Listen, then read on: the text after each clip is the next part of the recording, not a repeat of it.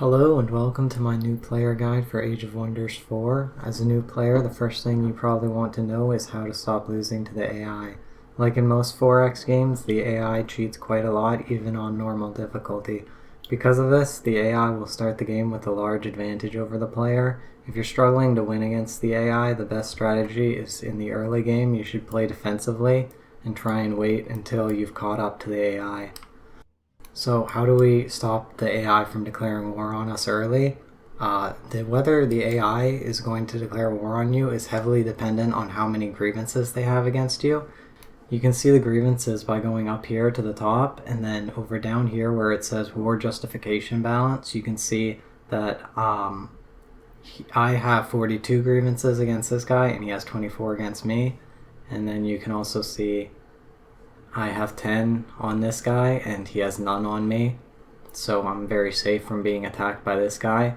The AI still technically can attack you even if they don't have grievances, but it's very unlikely that they will. And so if you don't want to get attacked, you should avoid giving them grievances. The AI will gain grievances against you in a number of ways. The first one is if you build an outpost in any land that they've claimed. You can see their claims on this province, Tungram Hammerhall. So if I build an outpost here, he will get grievances against me.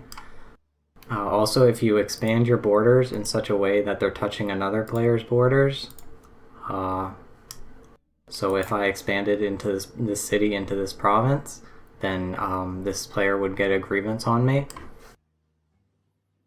You can also gain grievances by trespassing on another player's territory without permission, or if you clear an ancient wonder that is claimed by another player. So you can see this ancient wonder is near this player and it will have a claim, Sanguine the Atoner. So if I took my heroes into this wonder and I cleared it, then this player over here would get grievances against me. You also get grievances if you vassalize a city-state that another player is trying to vassalize. So if this city wasn't a vassal, for example, and there was like a player who was like right here trying to vassalize it, and you got all the way to here before they could, then you would get the city as your vassal, but they would also get grievances against you. Now, while you're playing the game, obviously, you need to expand your borders, you need to build outposts, and you need to vassalize cities. So you're probably going to end up giving the AI some grievances against you, but it's not a big deal if you don't give them too many, because what you can do is you can go into the trade menu, and there is a settle grievances button, and you can simply pay them 10 gold for each grievance, and you can settle your grievances to buy them back. And so you see I bought them back, and now this guy has no grievances against me. He's very unlikely to declare war. Later on in the game, when you are ready to declare war on another player or the AI, it's better for you to have a lot of grievances, because if you have a lot of grievances, you will be having a justified war, and declaring a justified war gives you a lot of bonuses. So this one is only moderate. I think if you need, you need over 50 to get to major. And if you have between 25 and 50, it's only moderate. So as a moderate justified war, when we declare it, we get the bonus of plus 10 Imperium per turn for as long as the war lasts. And you also get a little bonus with vassal cities. If you manage to get a major war, you get, it doesn't show the bonus, I think, here. You get 20 Imperium, you'll get a bunch of relations with everybody else. If you're already good aligned, you will get 20 more good alignment. But the big bonus is really going to be the extra Imperium you get during the entire war, so it's very nice if you have good war justification.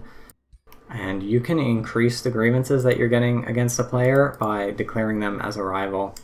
If you go to pronouncements, you can declare them as a rival, and this will double the amount of grievances that you're getting against them when they do anything that would give you grievances. You will also be able to ignore up to 20 of their grievances against you when you are declaring war.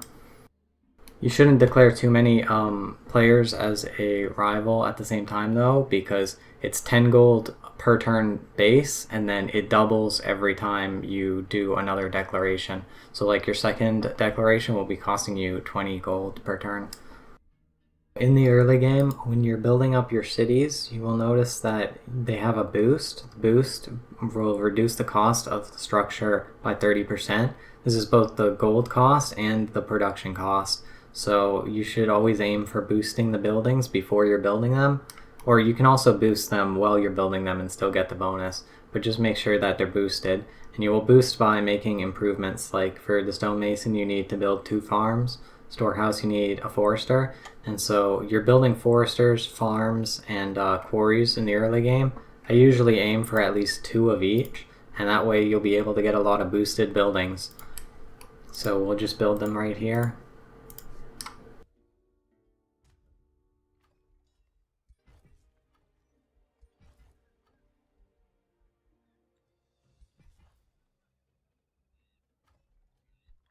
And then you see all of our buildings will be boosted, and we can build a ton of buildings. Yeah, for a lot cheaper than we would normally have. And then once we've built all these buildings, sort of in the mid game or whatever, you'll notice like farms and quarries and lumber mills are great for boosting buildings, but the resources they're giving you are not like super valuable compared to gold mines and conduits and research posts. So what you can do is later on, once you've built the buildings, you can go into this city information province and you can start replacing them with more valuable province improvements like mines and research posts. And you can do this completely for free. It just costs 3 turns to switch them over. So this is a great thing to do in the mid game once you've built all your buildings that you need. If you're looking for more information about the game, at the top right corner here, you can go to the Encyclopedia. And in the Encyclopedia, it goes over game concepts, tomes. You can look through the various units that there are in the game. And you can even see like better information about what the various cultures in the game give. So we look at the dark culture, and it doesn't show you this much when you're selecting your faction, but you can see the various spells that they have. And you can also see the unique hero skills that this culture gives. Right, like Barbarian, you get a critical chance bonus on your heroes and such. When you're selecting your tomes, you're probably mostly paying attention to the actual spells you can research over here in this area. But you should also pay attention over here for this box on the side. It will show you, these are some bonuses that you will unlock immediately after selecting the tome. You don't need to research them. And this is usually hero skills and special province improvements. Special province improvements are interesting because they not only are they going to give a bonus more than the regular research post, like a research post gives 5 knowledge, this one gives 10, and then additional 3 per adjacent unique province improvement. So it's quite a bit better than the regular research post. But even more importantly is research posts can only be built on sunken ruins, mana nodes, and magic materials, whereas special province improvements can be built on any land province. So you can build like a gold mine or a research post on any province, even if it's just like plain grasslands with nothing on it. And to build a special province improvement, you can't build them normally for free like the regular province improvements. You need to get to a tier 2 city, and then they will unlock, and you will have to use production to build them like buildings. And so you see this province right here, I can only build a farm or a forester. However, with the special province improvement, I can turn it into a alchemist slab research post. When you're playing this game, it's very important that you check out the Empire Development tree every once in a while, because this can unlock a lot of bonuses for your faction that you pay for Imperium. And specifically, you want to pay attention to this general tree on the bottom, and these other ones are based on what tomes you have and what affinities you have. But for the general one, it's for everybody, like you just get points for every affinity.